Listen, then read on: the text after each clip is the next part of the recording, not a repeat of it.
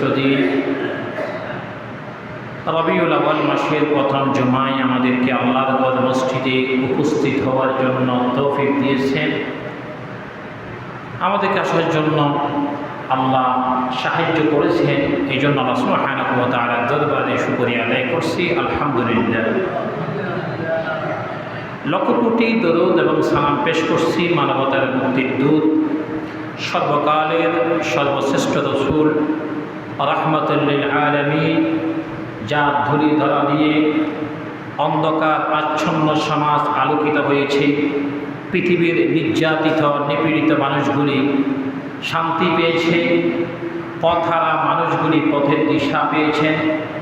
আপনাদের নবী, আমার নবী রাহমাতুল লিল আলামিন, আশরাফুল আম্বিয়া নবী মুহাম্মদুর রাসূলুল্লাহ সাল্লাল্লাহু আলাইহি ওয়াসাল্লামের শানে দোয়া এবং মাগফিরাত কামনা করছি।